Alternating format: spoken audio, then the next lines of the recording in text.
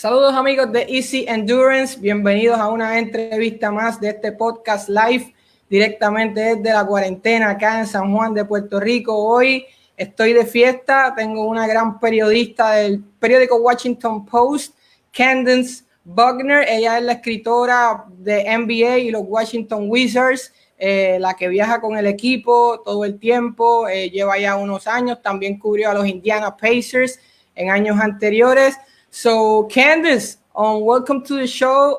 Thank you very much for being here today. Like I said, I never thought this was going to be possible, so I'm more than stoked. Well, I appreciate that. I'm just your friendly neighborhood beat reporter. So it was really nice. Your message was really nice, and I mean, shooting your shot. You could send me anything, and I'll probably end up doing it if I'm in a good mood. You caught me in a really good mood. But I'm really nothing, and I'm just really appreciated that you've been following the work. No, don't say that. Like I told you before we started taping this, I believe you're one of the greatest right now to be writing about NBA all over the United States. So for me, it's a blessing, and I hope we can make the most out of this conversation. Absolutely, man. Let's get to it. Let's start with The Last Dance, Candace.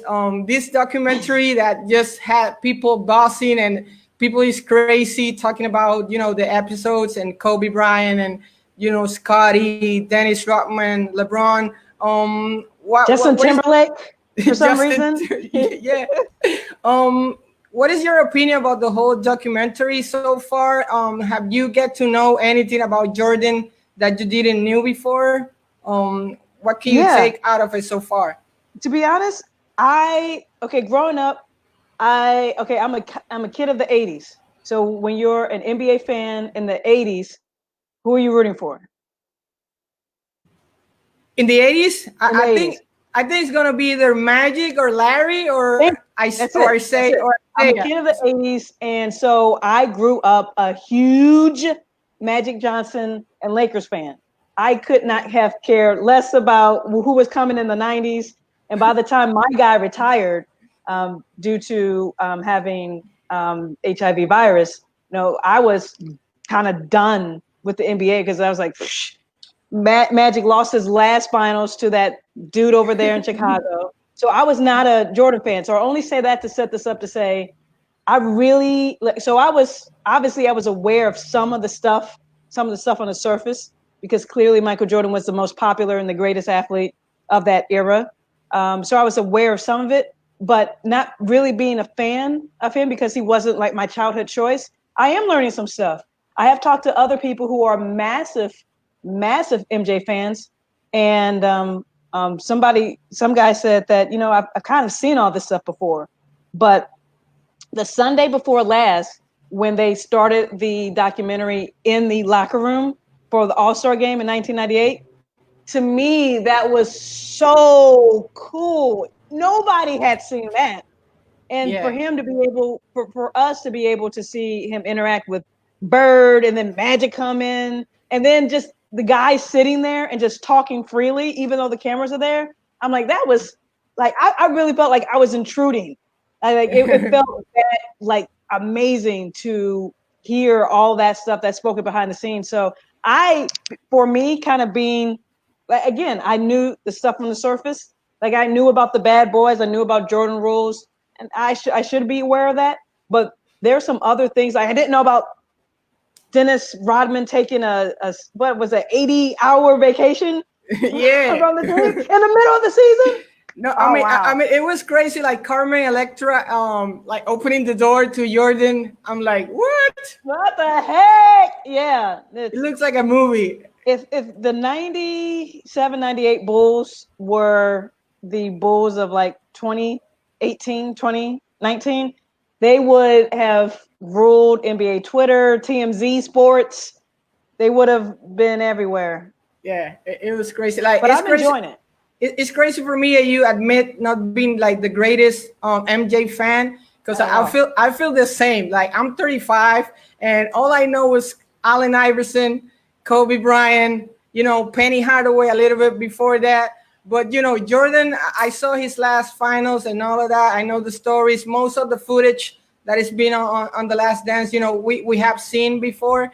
but I think they're doing a great job of keeping him human, like showing like his, his darker side, like the gambling, like being a teammate, kind of rough teammate. So I think, overall they're trying to keep it pretty objective and don't go too far into his, fan, like being too much of a fan for Jordan. I do feel like episode 7 and 8, they really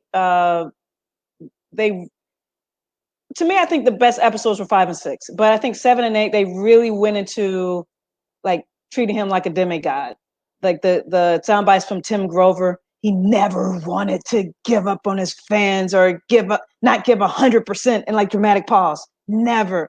Oh, I don't even know what he said, but it's like it was so kind of over the top. Like I get it. To me, I'll say this: for him to just drop basketball and then go play baseball for 21 months, and I didn't know he drove in 50 runs during his rookie season in AA baseball.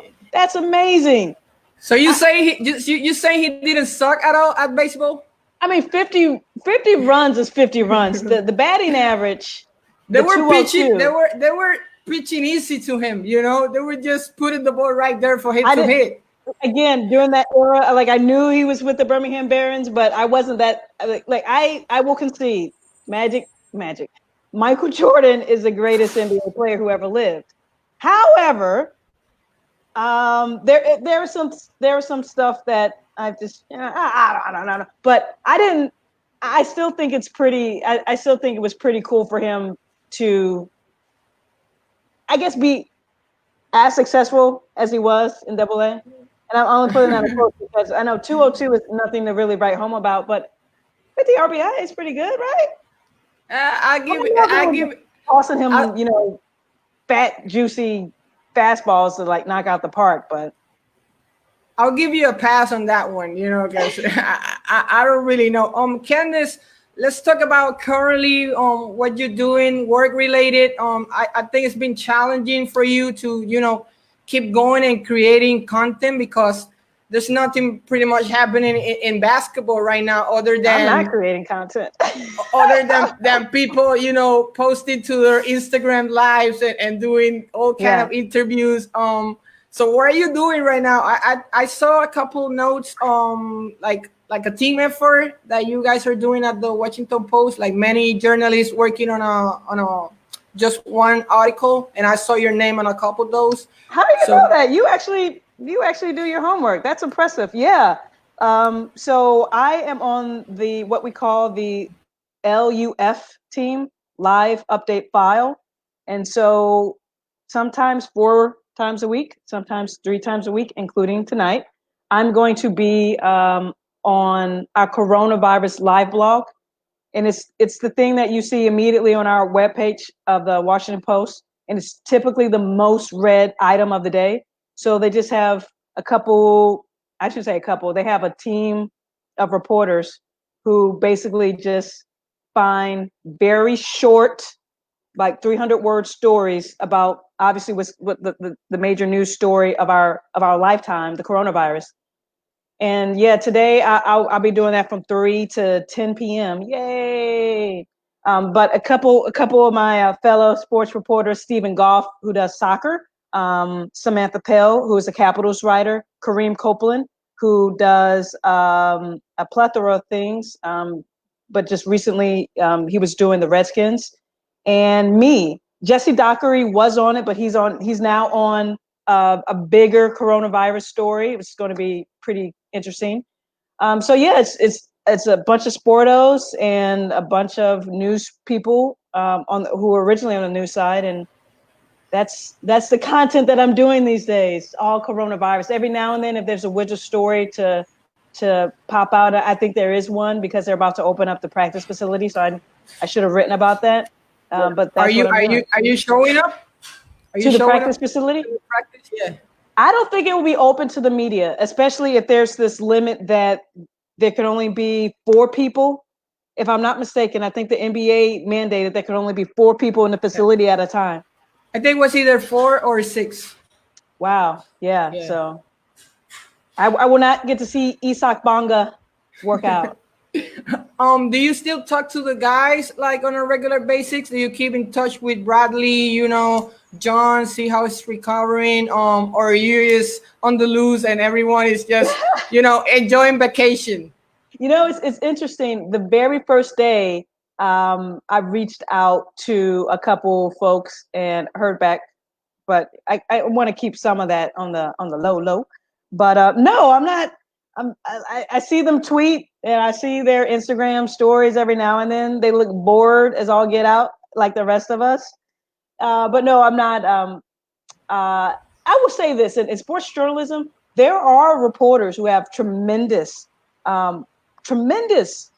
working relationships. And I'm going to say it like that: working relationships with athletes. I have always kind of envied that, but not really envious to that much, because once you get so close, it's human nature. Once you get so close to somebody, you actually start to like them just as an individual. And if somebody, obviously there's 82 games for them to be judged, sometimes harshly, sometimes they need to be lifted up and praised. But if you are that close to somebody that you're covering, whether that's in sports, politics, cops, you're in the teacher beat, if you're that close to somebody, how do you separate your job to now critically look at that person when they massively screw up? And maybe yeah, maybe it's not just going 7 for 25 in a game. Maybe it's something more serious, and you're the journalist that has to write about that. How do you do that? So I do not have, hey, yo, John, let's kick it tonight type of relationship with John Wall. I don't have that. And the thing is, you don't want to have it like that, because right. This guy, Adam Schefter, like the guy on the NFL, man, ESPN? Like this, yeah, ESPN, like this guy is crazy, man. The amount of contacts, sources that he has, the access, the breaking news, it gets kind of discouraging for other people, because he's always, right there at the most important time, breaking news, and you just ask, what is he giving back in return to get that access? And I don't know Schefter, but I know he's the same thing like with Adrian Wojnarowski and Jeff Passan, and they're all at ESPN. I used to actually work with Jeff Passan at the Kansas City Star. So, I mean, obviously, Jeff has been a grinder to go from the Kansas City Star to being like the voice of MLB. And I imagine it's the same thing with Schefter. I don't know his background, but obviously there are some people who just have relationships just to, say that they're boys. But I do believe, and I believe this without really knowing who those people are. But I do believe there are some people who grind. I want to believe in the American dream. I want to believe that if you work hard, eventually it will pay off. So I'm going to believe that if you grind and you get to a position that you are so very respected with the league, with executives, with players, that you become the man in a sense, or the woman. Right. I want to believe that. Let's go back a little bit to your background, Candace. Do you always wanted to be a journalist? Is the first question. And then after that, I know that your mom was kind of instrumental in seeding your love for basketball. I see you tweet the other day something related to that. So how did she do it? Like, was she forcing you to go to games? Like what? I know one of your cousins was also on Bradley Beal's team in the state championship in high school. Hey, man. So yeah, let me know more about that. That's actually, you've really done your homework. I don't even know where I put that out on social media. I really don't know where I put that out on social media. But yeah, so me being a Magic fan, that was all because my mom was a Magic Johnson fan. And so I was I grew up in St. Louis, so we don't have a team. So we were able to pick the team, and we were a family of front runners, apparently. And and my mom loved the Lakers, loved the Showtime Lakers, and I love the Showtime Lakers too. And I also got to shout out my father, because he would play at UMSL's gym. UMSL was the university that he went to, University of Missouri St. Louis. on Saturdays to take us to watch him play pickup ball. So I was able to watch the game on television and in person, and fell in love with basketball. But yeah, St. Louis is so small. You could play 6 degrees of separation and probably get to somebody within 4 degrees, 3 to 4 degrees. And my 6 degree separation to Bradley Beal is 1 degree. My first cousin, Prentice Ivy, won a state championship with him.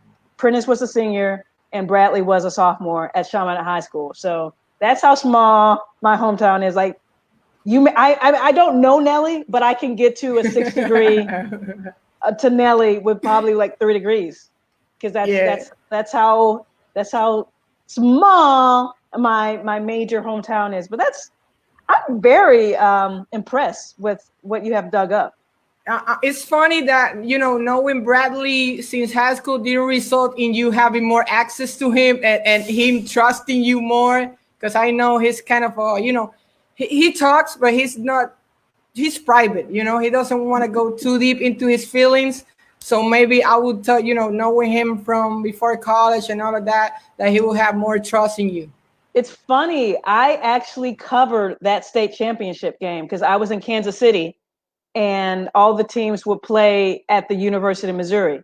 So they had classes, and I believe they won the class 4A or 5A championship. So I don't even remember interviewing Brad. I don't remember that when he was a sophomore. So it's not like I really knew him. At that point in my life, I was, working on the clear across the other side of the state of Kansas City. So I really didn't know him. I knew of him, of course, and especially through my cousin. But the first time we met was my first time on the job, and he was signing. Actually, that wasn't my first time on the job, but I went up there anyway. But he signed his first extension. So after the rookie deal, he signed his max extension, and he had a press conference. That was my first time meeting him. So it's not like I knew him, but yeah, he's very Team Bill, and that they come from a very close knit family. There are 5 brothers, and their mom and dad who really did a tremendous job putting 5 boys to college. 4 of them are college graduates. And the only reason Bradley isn't a college graduate is because he entered the NBA after his sophomore year. So they have such an amazing backstory, and they're very close knit, and they're very focused on, these are my people, this is my family. And I don't blame him from that. I don't blame any athlete that really just has their tribe and stays close to their tribe. Right. That's great. Researching a little bit more about you, I think I come to the conclusion that maybe you were like a late bloomer in terms of sports on journalism. Like, I think after 30 years old, is that you made your greatest strides in, to professional sports. I don't know if I'm wrong in that, but I kind of identify with you because I didn't start writing till I was like 29, and it took me like 4 or 5 years to really make it. I'm 35 now. So yeah. Can you tell me a little bit more about your first seasons as a beat writer? I think you were covering high school sports and kind of feeling that you were already ready for the next level. Wow. I don't know what have you read up on me? I've done my fair share of reading and some podcasts. So yeah, okay. I think I'm ready. Okay, good. You listen to some podcasts. I was going to say, I don't remember putting any of that stuff out on social media. But yes, I was a late bloomer. I was covering high schools in Kansas City for the bulk of my career. It only this season. This is the one season. This season has now made it that I have covered the NBA for as long as I've covered the high school beat. So for the longest time in my career, the longest period of my life, I had been a high school beat reporter.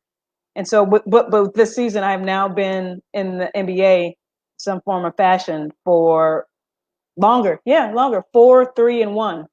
4, 3, and 1. So what's that? 8? Yeah. Long. So that's Washington, Indiana, and Portland. Yeah. Yeah.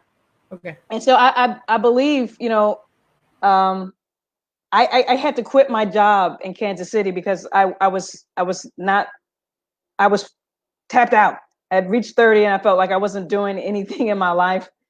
And I needed a challenge. I needed something to be passionate about. So I quit my job to go work on a book in Gary, Indiana.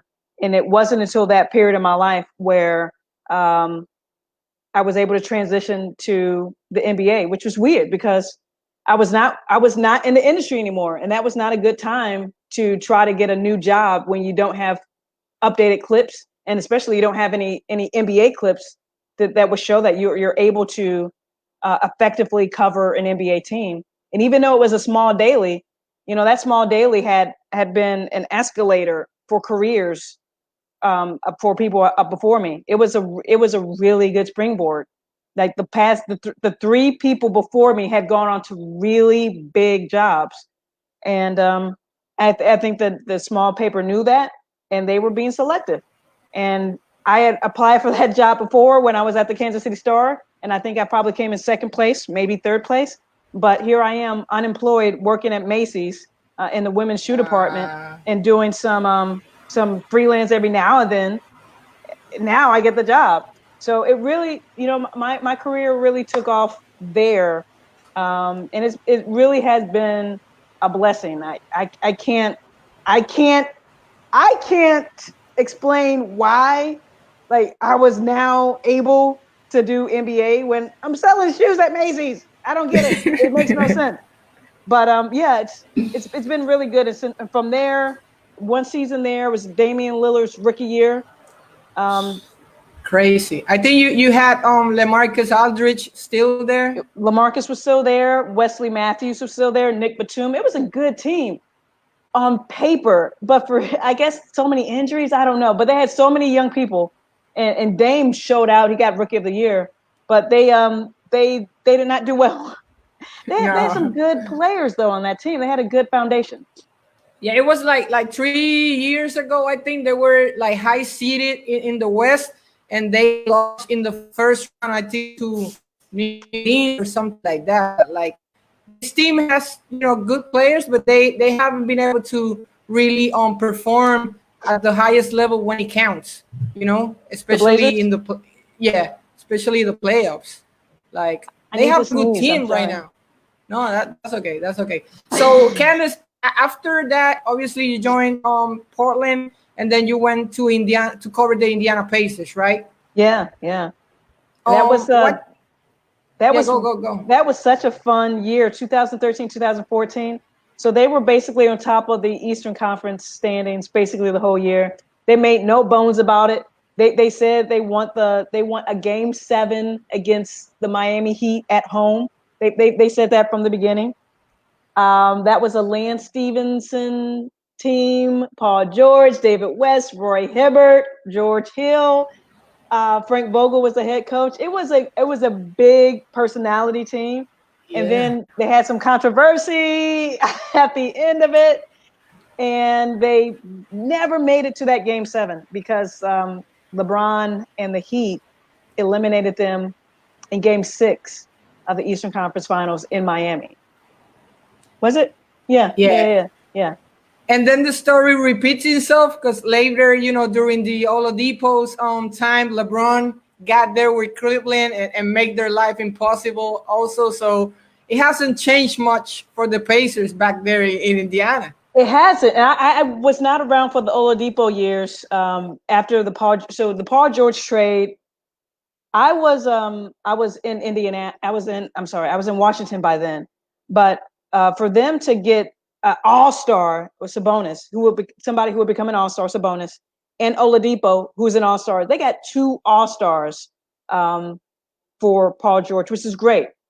The thing about Indiana, they're not going to get a big free agent unless that somebody's like a Gordon Hayward, and Gordon didn't even go back home. He's from Zionsville, which is outside of Indianapolis, and Gordon still didn't go back home. He went to he chose Boston. Yeah. So they're not going. It's a tough market, like for players. They don't like. They do not want to go to Indiana. I mean, who wants to go to Indiana?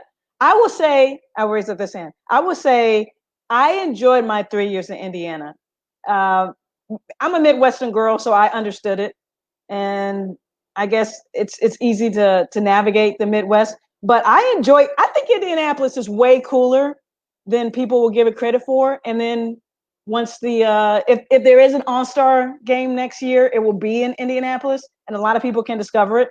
After the Super Bowl, Indianapolis hosted a Super Bowl before I got there, and because the Super Bowl descended on the city, they had to fix up and spruce up and bring the downtown into like a more modern era. So I think they have great food there. I think there's enough entertainment, but definitely the food is really underrated and it's really good. And I think it's super cool. But I could be lame. I'm just a girl from the Midwest. But no, so yeah, players don't normally go there. Their biggest free agent that they got was David West. David West was a multiple-time All-Star, but he's not like a Kevin Durant type of free agent. Yeah. But for them to get David West, and he's a different type of cat. So he's going to go, yeah, I like this core, and I think I could win at this core. He's not going to go there because he wants to party and hang out and all that stuff. But they're not going to attract the Kevin Durants. Let's just say that. So they have to be really savvy in drafting and getting great deals. And their front office has done that. But they can't get over that hump. I don't know. I don't know what's going on there. So switching from Indiana to Washington, Candace, what was the biggest challenge? Did anything really change? I mean, it's like you're not switching to a championship contender team. You're pretty much staying on the same level, Yeah. So what was the biggest change? It was just, the Washington Post, like a bigger newspaper, bigger publication. What was that all about? Yeah, you get a bigger platform, which is great. You get to, but you're surrounded by, it's like you're on an all-star team of writers. And it's to be honest, of the four major sports in Washington, the football team, the Capitals, the Nationals who just won a World Series, I should know this, and the Wizards. The Wizards, I would say, are number 4 in interest, and maybe that's because Washington, it can be a transient city. However, there's a group of fans who are from the DMV, the District, Maryland, and Virginia, who rock with the Wizards and have been rocking with them for the Bullets since they were the Bullets.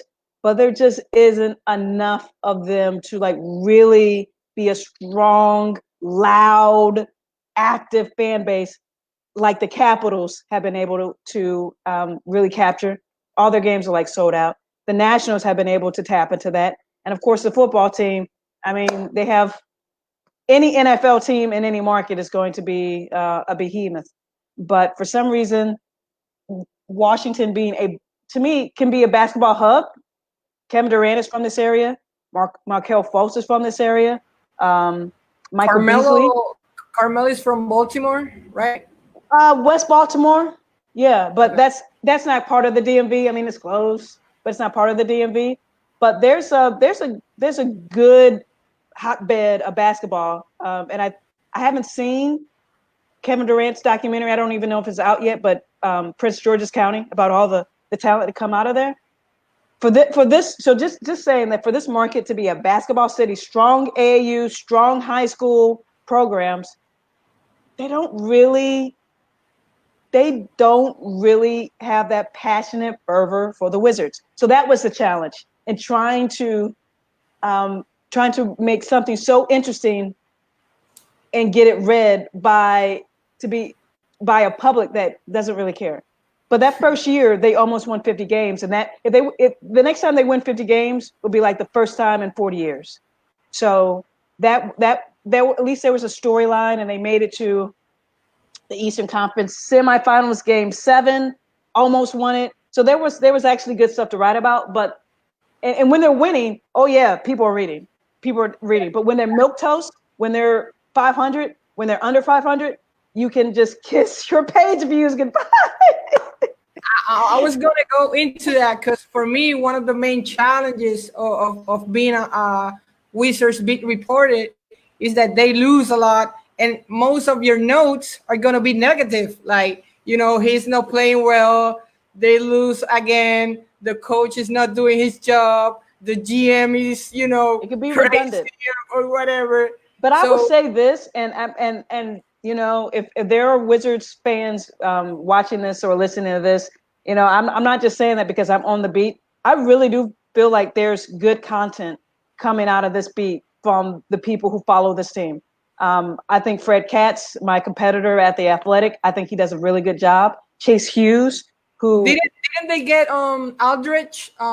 David Aldrich is their editor. Yeah, and David Aldrich comes to games too. So you have David Aldrich, who is a voice of the NBA on your team, or covering your team and writing. And Michael Lee comes in from Philadelphia and every now and then drops a piece. So they have talented people covering this team, and that's with The Athletic. And then Chase Hughes for NBC Sports Washington. I think we all kind of do something different. Fred, because the nature of The Athletic, I think he can kind of dive in to some minutia and make it interesting, or find one little nugget and like blow it up and make it quirky. I think Chase is more like a daily person, but he can kind of zag his way when other people are zigging. And me, as you say, I'm amazing. So I'm joking.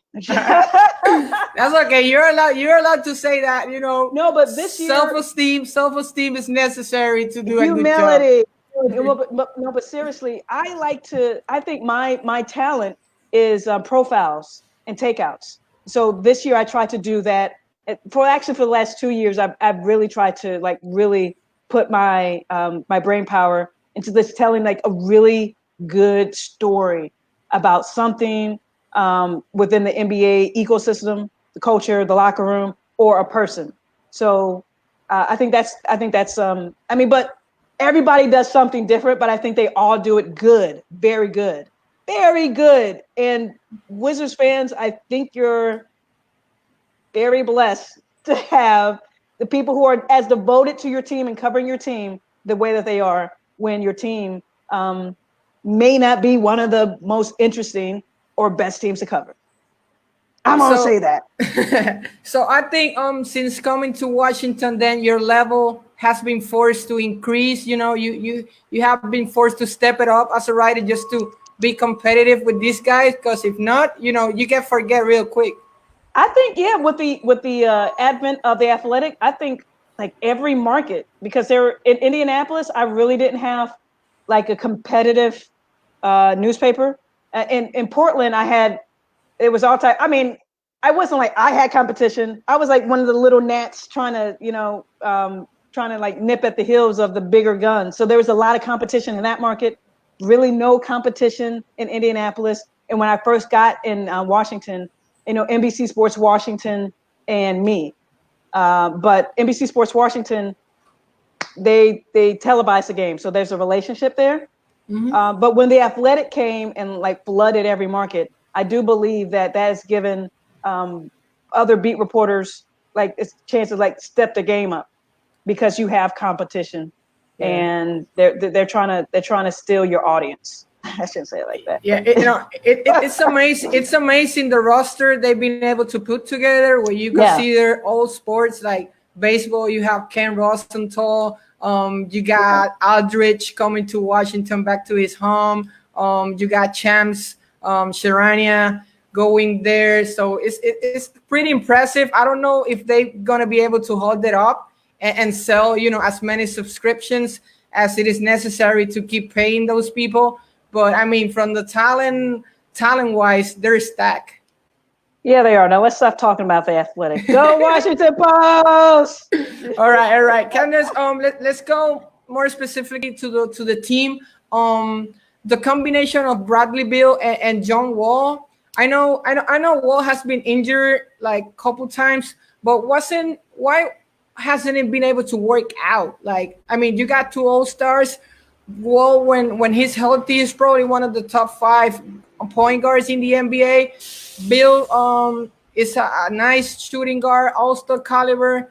And then you guys had never been able to go like a long stretch with both of them healthy and really going to the playoffs and challenging other teams. Yeah, I would say my first year, what was that, 2016, 2017, they won 49 games. Wall is an all-NBA player, gets the super max, and it's one of their best seasons in many, many years. So you see what they could do. You see what they could do. This was 4 years ago, but you see what they could do. And also there was Otto Porter. And then the next year, I just think their game could not back up what their mouths and their hearts and their minds thought they were. And so that second year, a lot of needless drama, a lot of friction between the guys. And then the third year, you get rid of Marcin Gortat because you think he's the problem, but turns out he really isn't. And so there's this big roster turnover, and they have to kind of turn that over in the middle of the season, and then fire Ernie Grunfeld, and then and also, was that third season? Yeah, third season. And then I'm losing track, but third season, my third season, John Wall gets hurt with the bone spurs and then has the Achilles, like the 1-2 knockout punch. In the fourth season, it's Bradley Beal's team, but he's surrounded by, and I'm being very fair here, rookies, former G Leaguers, former G League standouts, and journeymen, and that's his roster. So he really should have been an all-star. I do believe that he's one of the top 15 players in the league, so he should be all NBA. I don't know if he'll get it, but he's playing his mind. He's playing lights out. He's playing out of his mind, but it doesn't equate to wins. So John's not in the picture. He's rehabbing. The thing's going to be so interesting next year is that you have a 30-year-old John Wall coming off a very extended rehabilitation from the Achilles. It's going to be plus 18 months. And then you have a Bradley Beal who is, I would say, peaking. He's one of the best players in the league. He's one of the best players in the league right now. So you have a former 5-time All-Star who's coming back to get into basketball shape, to be the John Wall that he once was, and really proven. He said on All the Smoke podcast that, you guys haven't seen the best John Wall. So you have him with that intent to prove that to the world, and you have a guy who's like already here and is kind of taking over the alpha spot. I am so curious to see how all this works out next year. Yeah. I also about Bradley. Why did he sign that extension? Like, is he all about the money, Candace, or like you losing? You have like no hopes of making it to a finals in the next 2 years. I think even if Wall comes back healthy and like the Wall, the old Wall. Like, why did he stay? Does he like Washington that much? All right, so I'm going to give you, because I can never and there have been players that I have been close to in other markets, and I was like, you know what, that's a fine young gentleman, and man, it harms my heart to write this about them, but I've had better relationships with them. So this is just saying I don't have like a buddy text relationship with Brad, but I only said that up to say even the people that I am close with, I do not know their hearts and minds, right? So I can't say what his true motivation was. I will say what he told the press, and that legacy is very important to him. So he wants to win in Washington, and maybe he's competitive enough that he thinks that he can drag this team along to the pinnacle. But I will say $72 million for the max for the next 2 years. He can still opt out. So when it was reported like a 3-year contract, he can opt out and get more money in 2 years. That's a heck of a lot of money. to say, nah, we good. That's a lot of motivation. Yeah, that's a lot of motivation right there. Yeah. So I do believe what he says, that he has said this even when he wasn't under the gun to sign a contract, that loyalty is very important to him. I do believe that. And he doesn't like change. He has told that to me again months and a year before any like an extension thing came up.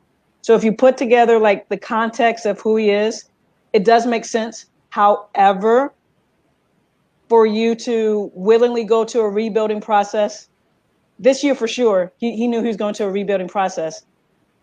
It makes you think like, wow, we really have athletes. I shouldn't say we, but we in general as people, but especially athletes have a tight window. Their athletic life can be gone like that. So when you have that tight window, don't you want to maximize it? Right. With your best chances to, if you say you want to compete, to win, to be a champion. But Brad wanted to take the long, hard road and not jump on a bandwagon and not jump on somebody else's team. He wants to be the man. He wants to be the reason people come to Washington. He wants to be the reason that the Washington Wizards can follow the Mystics, can follow the Nationals, can follow the Capitals, and become a champion. So that's admirable. That's going to take some work, though. What about this guy, Rui Hachimura? I think he's a first-year player. Firstborn Japanese player to be drafted. Do you think the Wizards like this guy like long term, or he's just a role player? Oh no, I think anytime you have a lottery pick, you expect that lottery pick to be a face of the franchise for many years to come. And I think they started him immediately.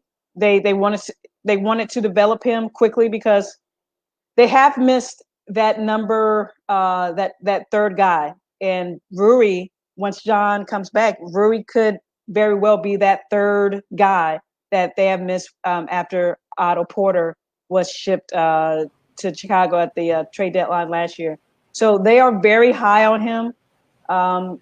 His rookie year was just so disrupted with the groin injury.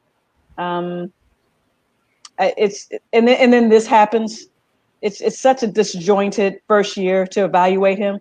But there's a lot of things that he's already done in his body of work this year that you can say, okay, this is good. You can see what they saw, and other things. There are a lot of things that he can work on, and he must improve if he can be a solid contributor in this league.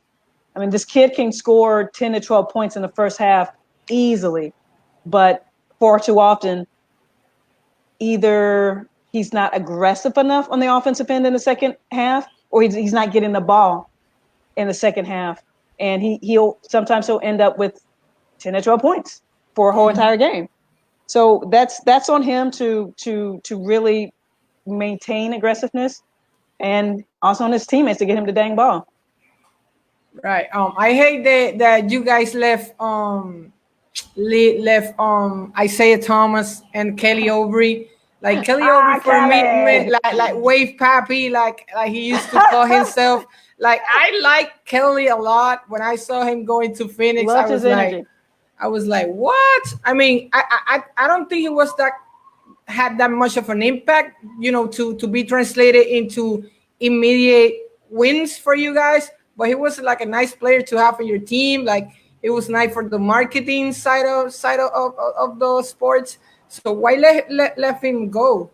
I will say every night you knew what you were going to get from Kelly Oubre. It was going to be energy, and he was going to play hard. Sometimes that didn't always work out. But I think by his last year, right before he was traded, I really wanted to write a story on Kelly Oubre, because every time he got the ball, you knew that ball was going to go to the rim some form or fashion, because that was the end of his rookie deal. So he was really trying to show everybody what Kelly Oubre was about. But I don't know if Kelly had developed into the type of like Otto Porter replacement that they really.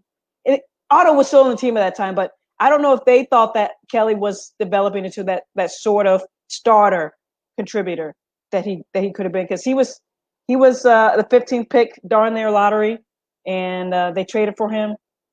But I think actually, if he can stay healthy, I like him in Phoenix because they're a young team and he can grow and he can screw up and he can learn how to really be a basketball contributor in this league. I think he's a player. I think he really does care about the game. I also think that, you know, he's a perfect player to market. I really do. Yeah. And he understands that. But I do believe that he has a love for the game, first and foremost. I don't mind guys in this league being able to juggle a couple of things. I really don't mind that. When it gets into the way of basketball, I mean, yeah, that's an easy thing to criticize, but what are we as humans? We should be multidimensional. We should never try to discourage somebody from capitalizing on their image or their game or just their tight window to actually become generational wealthy. I don't mind that at all. But I do believe that, you know, Kelly does care about basketball and that you're going to get energy. It may not be the best result, but you're going to get somebody who's going to play hard. You're gonna get energy and nice fits before the games. You nice know, some fashion, some drip. You're gonna get some drip. Guy's gonna be lit before every game, so you just better watch out for him. On this last part of the podcast, Candace, I want to talk about the writing process. Do you need like a specific environment to produce your best work? Are you good under pressure? I guess you are, because you gotta have a story ready couple minutes after the game or a couple hours if you're gonna do like a long form or maybe a sidebar to whatever you wrote. Do you need a space? Do you need quiet? Do you need silence? What about that? Well, that's again great question about the craft. When you're on deadline after a game, no, you just want to, you know, get your information quickly, and it doesn't matter. I don't need to work in quiet there, but headphones are, you know, manna from heaven. But when it comes to like a real story, when I want to, you know, tell a real story about somebody or something, I think I always over report. I try to talk to too many people. I try to get too many sources. I try to research too many articles, and I like that. I need that. I need to know the story forward and backwards to be able to tell it. And sometimes that does work against me because when I'm writing, like I understand it, but I'm not breaking it down for the reader to understand it. And that's something that I'm still working on doing. And that overwriting, that's still something I'm working on doing these days. But as far as like actually writing a story, writing after reporting the mess out of a story, and when it gets to the point where I have to actually sit down and write, I dread it. I don't like that moment when I have to actually put my fingers to a keyboard and actually pound it out. I hate when I have to transcribe interviews. Like you stuck to this I find that to be kind of relaxing. I don't like it. Like talking to this guy for 20 minutes, then I gotta go and listen to my own voice and start, you know, typing. Man, I hate that part. But interviewing is such a big part of what we do, what you do, Candace. So what would you say is like your biggest tools in terms of interviewing? How do you like to approach people? Are you aggressive with your questions? People, you got to be willing to ask the difficult question if you want to have good info, like a nice story or whatever. If you go too light on them, they're just shutting you down like real quick. Well, I guess it depends on what you're writing about. If I'm writing about the mayor of a small town in Illinois who used to be a GM, an NBA GM, he's a politician. He's a politician and he's worked in the league and he knows how to charm. I want to strip away all that. So I just want to talk to him. I don't want to talk to the mayor. I don't want to talk to the former NBA GM. I want to talk to the dude. I want to talk to the man. So conversational. I don't want to be putting people, on the spot as if I'm asking them, or like we're at a police interrogation room. This isn't an inquisition. I I try to be conversational as possible. And I think that's how you get people to be genuine and authentic. And they're not trying to think of the right PR answer to give you. So a lot of times if they're driving, I like to be in the passenger seat. And that's part of, hey, when I'm here representing the Washington Post, I'm a reporter. There's no, oh, that I didn't think that was on the record. No, I'm a reporter. You're talking to a reporter. Even though we're talking, we're conversing, you're talking to a reporter. So while they're eating, while they're driving, while they're doing a normal activity, I think it's great. I think it's way better. And then to talk to them, go to a place that they feel comfortable, their home, their favorite restaurant, a coffee shop. Make them more human. So they actually talk to you like you're a human, but they're talking to a reporter. So, but you get the real human, authentic responses. The thing is getting them to agree to you going to their house. Like I was listening to that podcast when you talk about going to Monta Ellis' house and you know how tough he was with you and all that.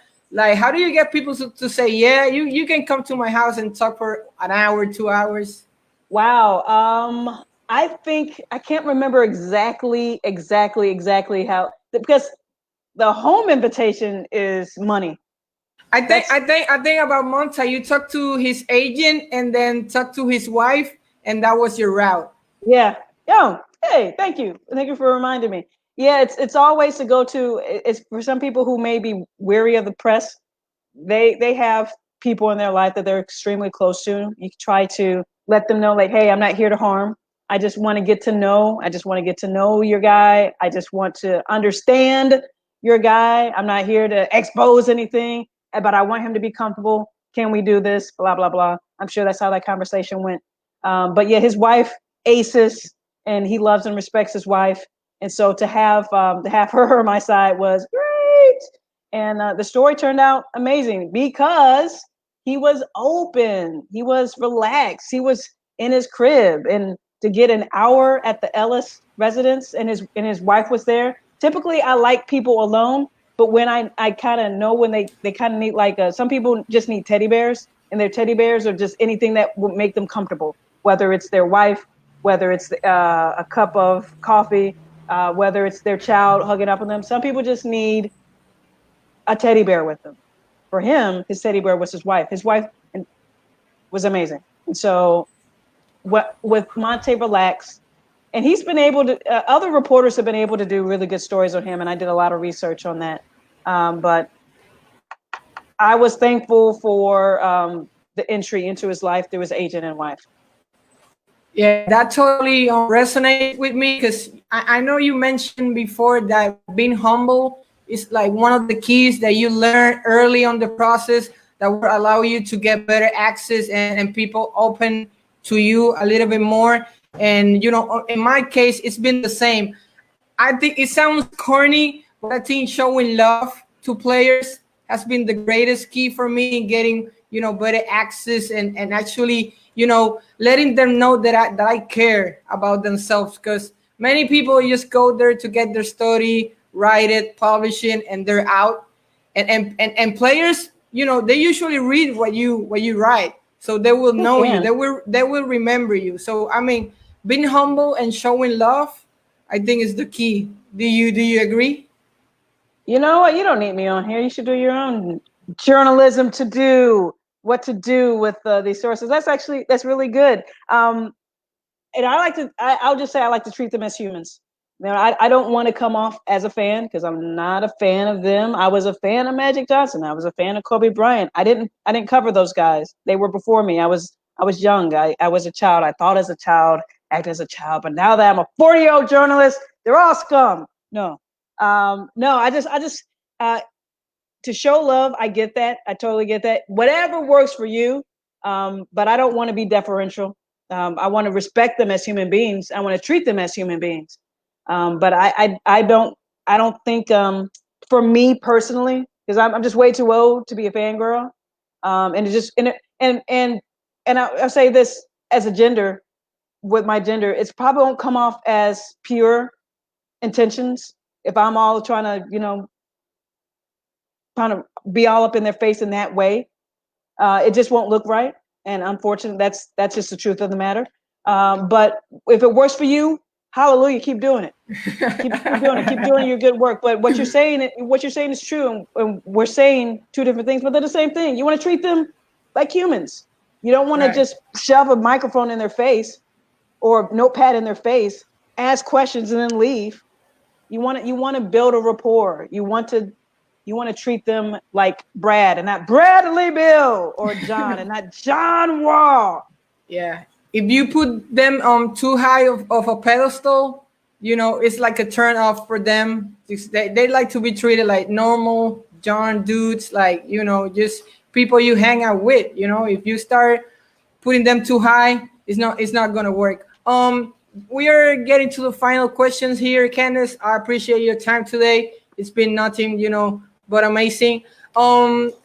You know, the change from Indiana to Washington, you switched to the epicenter of politics in the United States. So I gotta ask, where's the line between politics and sports? If you have a story that is right on that borderline, you know, Indiana was a red state, so you have to be really careful with what you say. Coming from a young African American woman, it might be taken, you know, the wrong way. So where's the line between politics and sports if you have to report something that relate those two topics? Well, I don't think there is a line if that's the story. Like before this podcast started, obviously I follow all these guys on Twitter, and Bradley Bill was responding to a comment that someone took umbrage to him. He had originally, you know, tweeted out a photo of, you know, these gun-toting people at a rally walking into a subway with like these huge, massive, like military-grade weapons. So I think he tweeted that yesterday. Somebody responded, and he responded back to them in very strong terms. So that's a political issue, and if we care to write about that, then you can't. There's no blending there. He's stating, this athlete is stating an opinion on a very hot button political topic, which is the Second Amendment for a lot of people. So I guess, you know, you just kind of report what they give you. And I can't remember which year it was. Maybe it was my second year on the beat. Bradley Bill called Donald Trump a clown, and this was after you know, a lot of NBA players were being very were being refusing, right? Yeah, they were being very strong in their terms to criticize the president. So, you know, that was news. So I guess, you know, whenever they step into that forum, then we step into that forum as well and report on it. Good. This will be my last question, Candace. What do you think is the biggest challenge in sports journalism so far? I think, you know, the dying process of the print, I think it's a big challenge. We're moving each and every day more to digital, to doing podcasts, to being, you know, like a multimedia guy. So there's not a lot of pages in the print to talk about sports. Do you think that's the biggest challenge here in Puerto Rico because of the layouts? Many people are doing too much work from their desk, so they're not going out to the games and covering them. So wow. I think the quality is going to suffer just because you're not close enough to the guys to actually feel and be able to present that to the world. What can you say about your case there? Yeah, you know what, I think the pandemic, I've seen some doomsday sayers project that the pandemic is going to be the end of print journalism. I certainly hope not. But when you see that Gannett has done company-wide furloughs, you know, my former paper in Indianapolis is a Gannett paper. So there are some friends and former colleagues who will have to take, I believe it's 3 weeks total, of weeks without pay. Those aren't good signs. Definitely not good signs. So I just think right now with the pandemic, we're losing advertisers, and that's all across the board. That's all across all mediums, all television, web, everywhere. But it's definitely going to hurt newspapers. So I think the biggest challenge will be, how do we recover from this? Does everybody just become subscription only? Every newspaper site, and a lot of the major ones, I would say probably all of the major ones, are behind paywalls. So like our live update file is open for everyone. Our coronavirus update file that updates all the time, which I'll be on later tonight, that's open for all readers, whether you're a subscriber or not. But after the pandemic, and who knows when this after will be, who will be left standing? And that's I think is the biggest challenge facing us now. But that's interesting what you said, that some journalists are watching games from television and reporting on that. Yeah, like out here, sadly, it happens a lot. Just because you don't have many people to cover the sports, so you have to decide. You can cover 3 things from your house, or you can go to one and just report on that one. So it's a numbers game, I guess. Wow. Yeah. Well, Candace, it's been a pleasure. I hope I did a good job and you're, feeling good about this whole thing, and maybe we can do it again next year. Like I said, I never expected for you to agree to do this. So I'm more than happy and honored that giving me an hour of your time, and I've been following your work, and we'll do for the rest of whatever, we have left in our lives. Well, I think the best interviews are well-researched interviews, and you have definitely done your research. Listening to podcasts that I can't even remember where I dropped some of these little statements about, but you've done a tremendous job. I really enjoyed this hour. So thank you so much for reaching out and taking the time to give me some really thoughtful questions. All right, stay safe, you and your family, and nothing but the best. You too, man. Bye-bye.